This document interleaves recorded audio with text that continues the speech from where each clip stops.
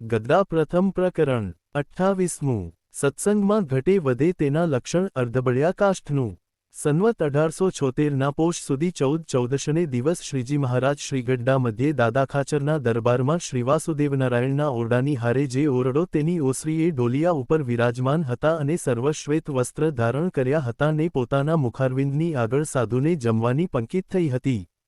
તે સમયે શ્રીજી મહારાજ બોલ્યા, જે સત્સંગી સત્સંગમાંથી પાછો પડવાનો હોય તેને અસદ વાસનાની વૃદ્ધિ થાય છે ને તેને પ્રથમ તો દિવસે દિવસે સત્સંગી માત્રનો અવગુણ આવે છે ને પોતાના હૈયામાં એમ જાણે જે સર્વ સત્સંગી તો અનસમજુ છે ને હું સમજુ છું એમ સર્વથી અધિક પોતાને જાણે અને રાત્રિ દિવસ પોતાના હૈયામાં મૂંઝાયા કરે અને દિવસમાં કોઈ ઠેકાણે સુખે કરીને બેસે નહીં અને રાત્રિમાં સૂવે તો નિદ્રા પણ આવે નહીં અને ક્રોધ તો ક્યારેય મટે જ નહીં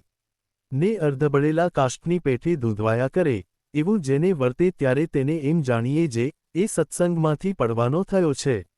અને એવો હોય અને તે જેટલા દિવસ સત્સંગમાં રહે પણ તેના હૈયામાં કોઈ દિવસ સુખ આવે નહીં અને અંતે પાછો પડી જાય છે અને સત્સંગમાં જેને વધારો થયાનો હોય તેને શુભવાસના વૃદ્ધિ પામે છે ત્યારે તેને દિવસે દિવસે સત્સંગી માત્રનો હૈયામાં ગુણ જ આવે અને